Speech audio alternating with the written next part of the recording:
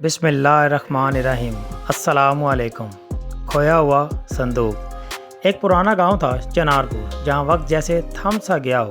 مٹی کے گھر، کچی گلیاں اور پیپل کے درخت تلے بیٹھے بزرگ جو ہر دن کوئی نئی پرانی کہانی سناتے تھے، لیکن ان سب کہانیوں میں ایک قصہ ایسا تھا جو ہر نسل میں دہرایا جا رہا ہے۔ کھویا ہوئے صندوق کا راز۔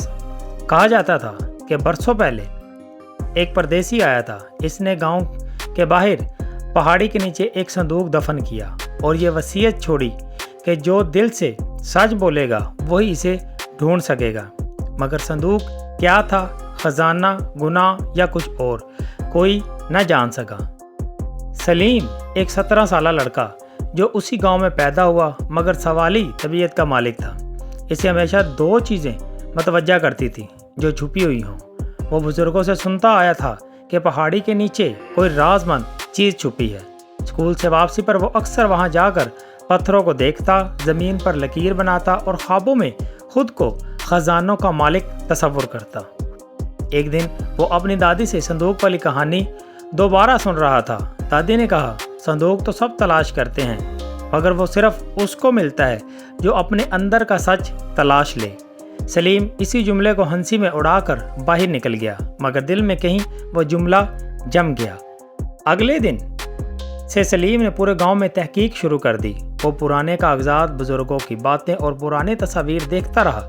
ایک دن اسے دادا کی پرانی ڈائری ملی جس میں درج تھا، صندوق کوئی خزانہ نہیں بلکہ وہ چیز ہے جو انسان کی اصلیت کو دکھا دے اگر وہ اس کے قریب جائے۔ سلیم اور بھی الجھ گیا۔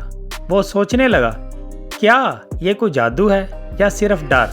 پھر ایک رات وہ تنہا پہاڑی کے نیچے گیا۔ آسمان پر بادل تھے اور ہر طرف خاموشی چھائی ہوئی تھی۔ ہاتھ میں ایک بیلچہ، دل میں بے چینی۔ اچانک جب وہ ایک جگہ کھودنے لگا، زمین سے ایک لکڑی کی ٹک ٹک کی آواز آئی۔ سلیم نے گہرائی سے ایک پرانا سڑا ہوا صندوق نکالا۔ اس کا دل زور زور سے دھڑکنے لگا۔ اس نے کانپتے ہاتھوں سے اسے کھولا تو اندر سے صرف ایک آئینہ تھا، عام سا گرد آلود آئینہ۔ وہ حیران رہ گیا، بس یہی تھا وہ خزانہ۔ اچانک آئینے پر ایک دھندلا عکس ابھرا، خود سلیم کا چہرہ، مگر غصے، لالچ اور جھوٹ سے بھگا ہوا۔ سلیم پیچھے ہٹ گیا۔ پھر ایک آواز آئی جو شاید اس کے اندر سے، جو سچ سے بھاگتا ہے وہ کبھی خزانے تک نہیں پہنچتا۔ سلیم بیٹھ گیا، وہ رونے لگا۔ اسے یاد آیا کیسے اس نے اپنے دوست سے جھوٹ بولا، چھوٹے بھائی پر الزام لگایا اور دادی کو نظر انداز کیا۔ اگلے دن گاؤں والے حیران تھے۔ سلیم بدلا تھا، نرم لہجہ، سچ بولنے والا اور دوسروں کا خیال رکھنے والا۔ اس نے وہ آئینہ گاؤں کی مسجد کے باہر لگا دیا اور نیچے تختی لکھا دی، یہی ہے وہ خزانہ، اپنا اصلی چہرہ پہچانو۔ لوگ رکتے، دیکھتے اور خود سے سوال کرتے۔ گاؤں کی فضا بدلنے لگی۔ چھوٹے جھوٹ، چھپی چالیں اور لالچ ختم ہونے لگا۔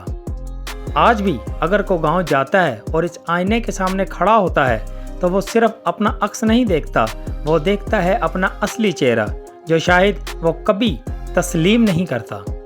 کہتے ہیں سلیم اب شہر میں استاد ہے، مگر اس کا سب سے پہلا سبق ہر بچے کو یہی ہوتا ہے، اصل خزانہ سچائی ہے، باقی سب فریب۔